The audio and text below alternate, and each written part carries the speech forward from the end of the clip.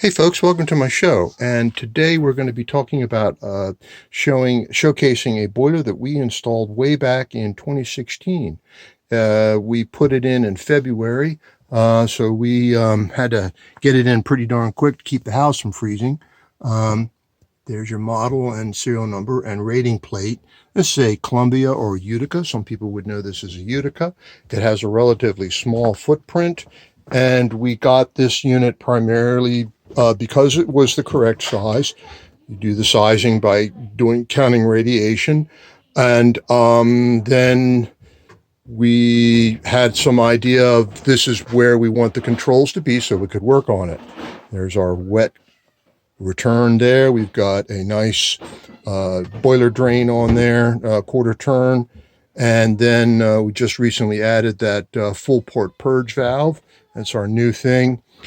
There's the return going into the Hartford loop in copper. Now I don't do copper on that equalizer line anymore so much.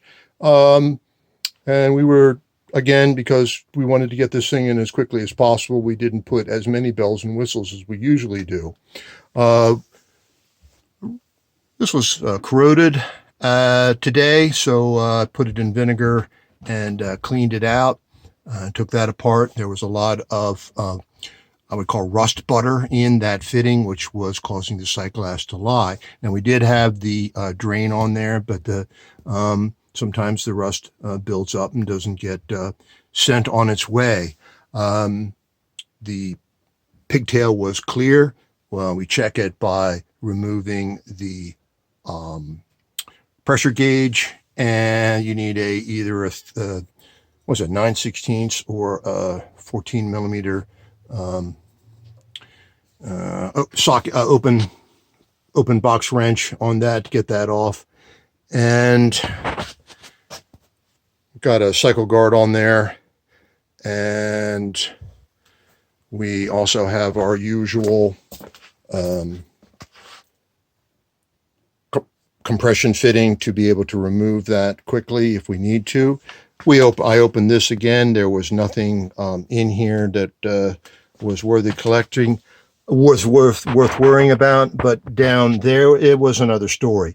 There was a lot of sludge in that fitting, so we put a bucket under there and turned on the manual bypass, and that flushed across the bottom of the boiler and got some of the sludge out of the bottom. Definitely don't want sludge sitting on those fittings down there, because that promotes corrosion, and microbes will live in that area, eat the steel, create rust, and punch a hole through that nipple there.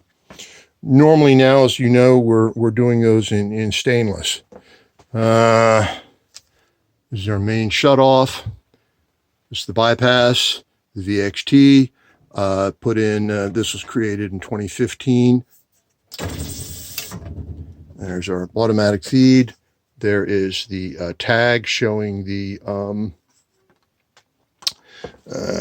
how many times it's fed. Comes off at 2-inch. This is the skim tapping.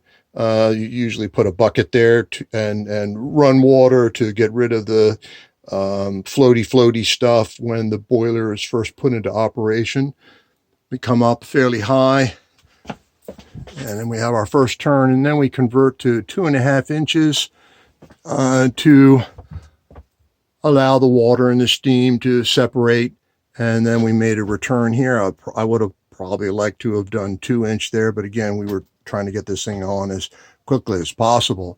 And it goes up, and this is the original fitting, 3-inch when it was coal-fired, and you've got your supply pipe going out to the rest of the system. And the system is operating at no more than 1.5 pounds.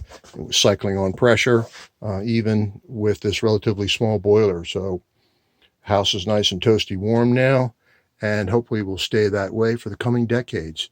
Guys, thank you very much. Thank you again for your support. Remember to like and subscribe, and hope to see you on the next one.